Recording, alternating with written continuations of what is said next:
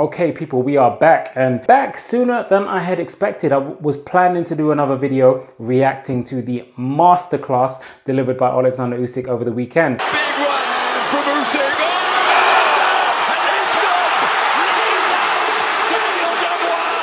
Oh! Alexander Usyk, you know, he delivered that spectacular finish and just an all-round 10 out of 10 performance on and just the art of boxing. It was like watching, you know, prime Roger Federer.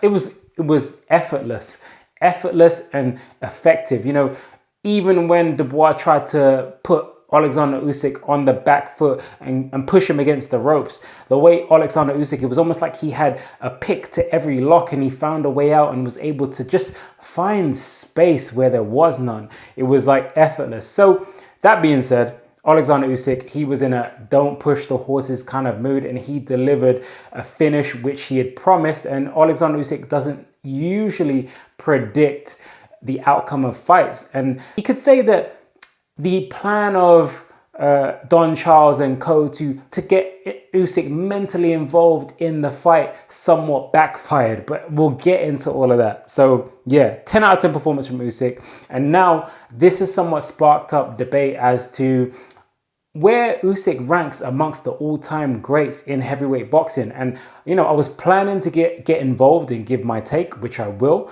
But you know what? It's circulating at the moment that the Dubois had a pre-fight celebration party.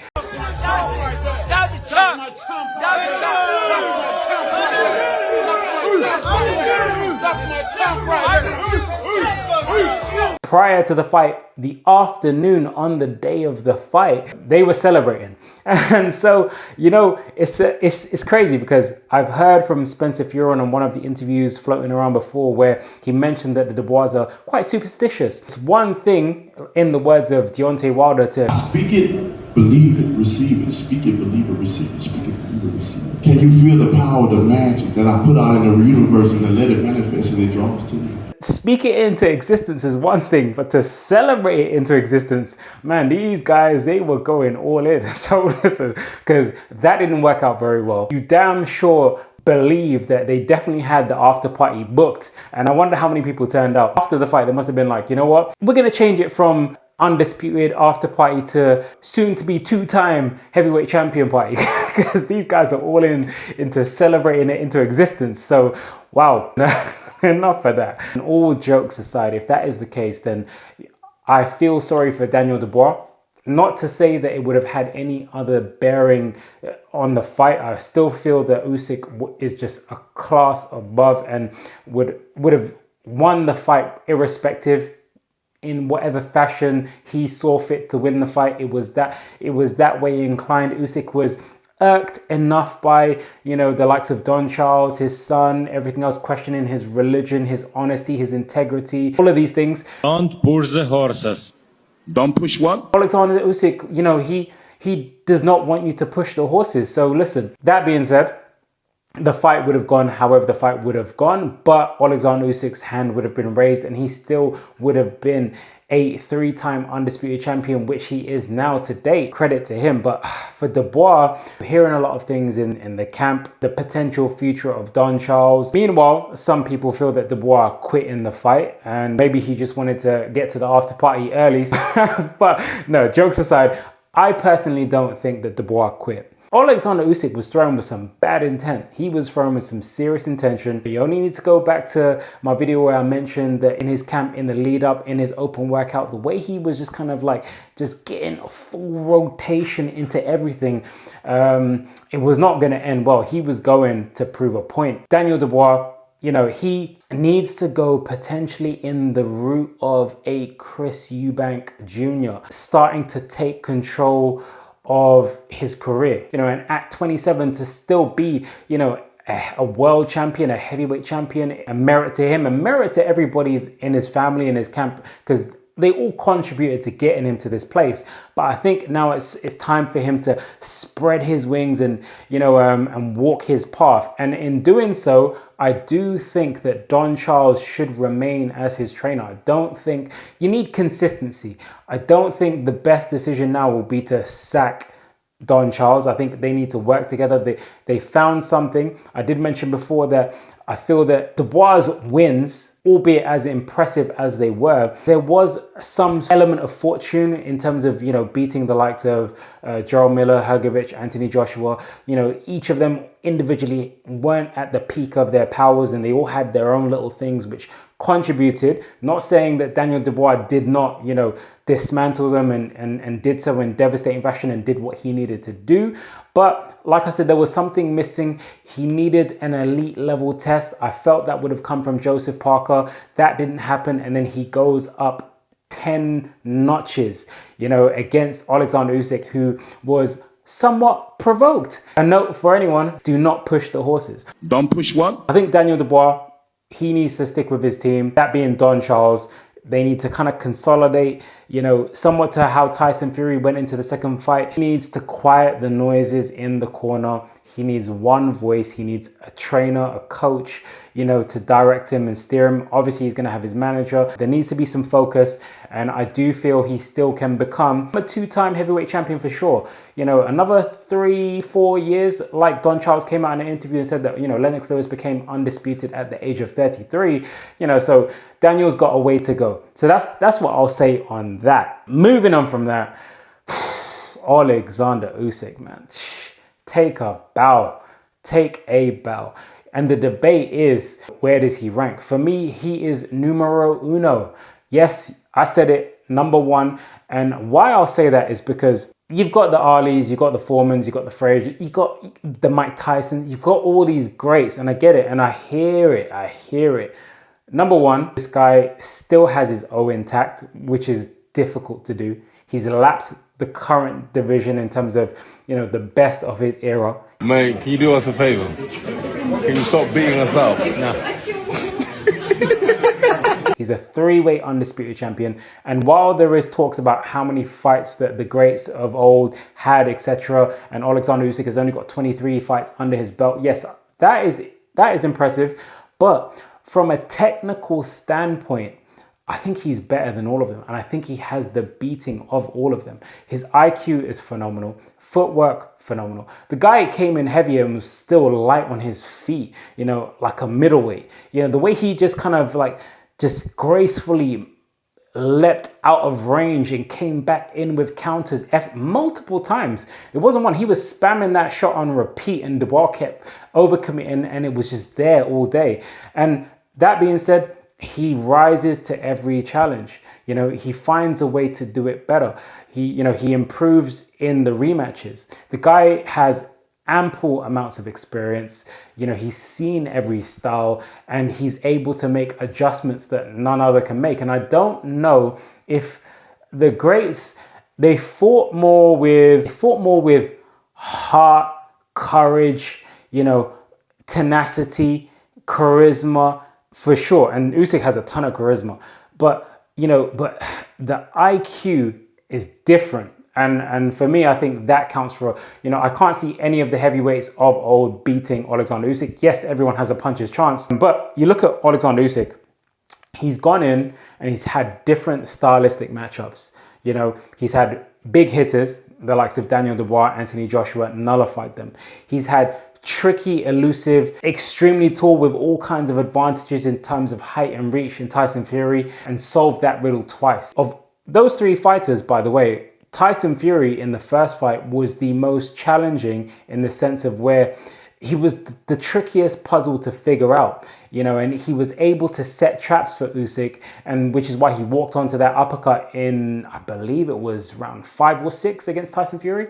But, you know, he took the shot, he made the adjustments, and then he made Fury pay later in that fight, and should, in my opinion, he should have got the stoppage in that fight. But the referee, you know, gave a standing 8 count. Alexander Usyk, phenomenal. I think he's number one. And while some will say, but, you know, Muhammad Ali, what he stands for inside and out of boxing, he transcends boxing.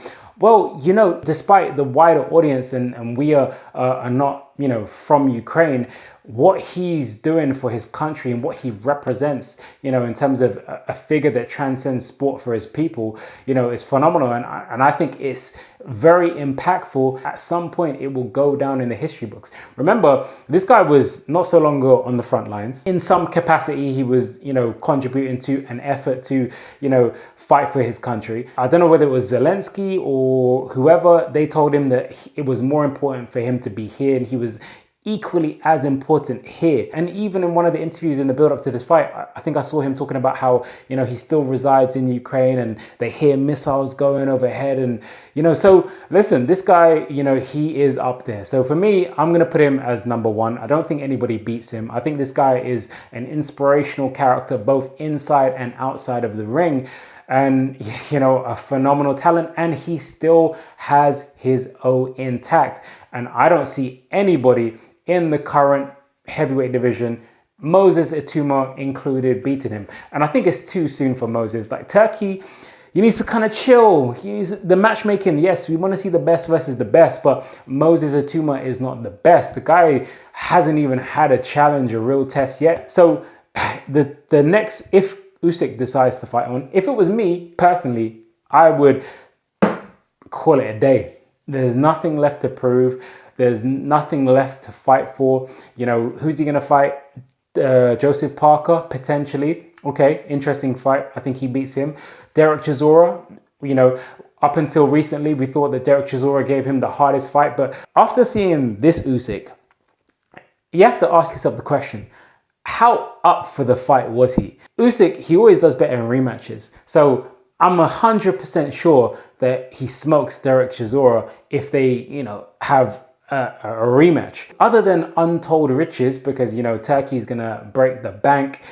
Frank Warren and co are desperate to, get those belts scattered so that they can start, sharing them out in his stacked Queensbury heavyweight roster. Anyway, guys, listen, moving on from that. We had some other impressive performances, man. Listen, we had Manny Pacquiao. That is definitely robbery of the week for me, or the weekend. I think Manny Pacquiao, at the age of 46, showed us why they say that Mario Barrios is one of the weaker champions, and he should have been anointed the new WBC 147-pound champion. But listen, wasn't to be, and that was ruled a draw. But phenomenal to see some of the stuff that Manny Pacquiao was pulling out. The guy is an absolute legend. Following that, we also had Bam Rodriguez. He stopped Cafu.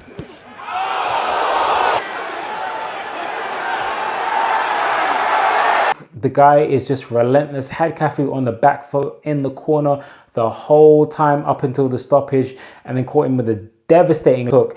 And, from there, it was drop, roll, and the referee called it a day. Tim Tszyu and Sebastian Fundora.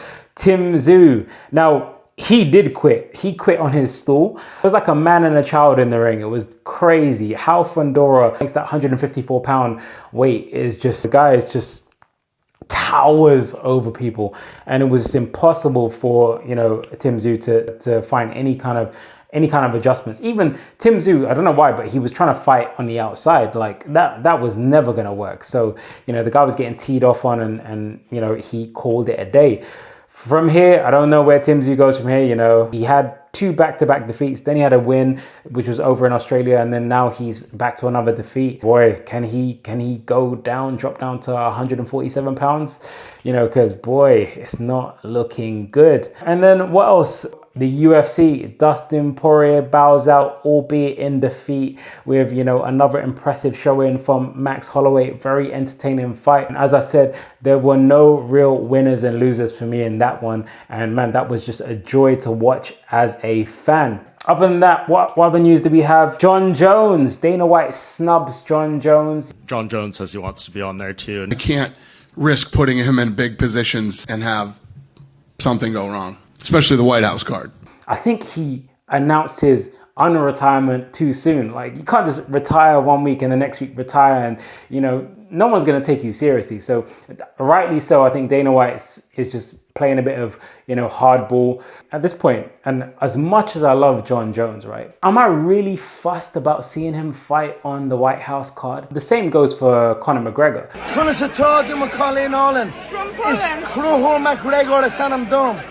Alexandra, how are you, beautiful girl? Conor McGregor is my name. We're getting to a point where these guys have been inactive for so long. You know, we're kind of bored. Like, I would be just or even more so excited if we had on the White House card Tom Aspinall versus Alex Pereira and moving up to heavyweight, maybe the co-main or the main, whichever way you want to call it. Could be Islam Makhachev versus Ilia Topuria. That would be a banging card. Conor McGregor and John Jones, they just seem to be in all the headlines for all the wrong reasons. So, you know, they've got some work to do to prove to, you know, the fans also, to build up the anticipation and the desire to want to see them back. Because Conor McGregor, like, I can't even take seeing him fight again seriously. Who does he fight and who does he beat? I don't even care about seeing him fight Michael Chandler anymore. When it was first announced, I was like, damn, yeah. But now, didn't Chandler just lose the other day as well to Paddy? Was it Paddy Pimblett? Yeah. So, man, listen, done. It's done. It's done. Otherwise, anything else to discuss? No. So, guys, listen, I will be back. But in the meantime, stay locked, stay tuned, stay blessed. Don't forget to like, share, comment, and subscribe. And I will see you guys soon. Peace. Don't push the horses. Don't push the horses. Pardon me? Don't push the horses. Don't push horses. Don't push what? Don't push the horses. Don't push the horse. Don't push the horses. I need a translator later.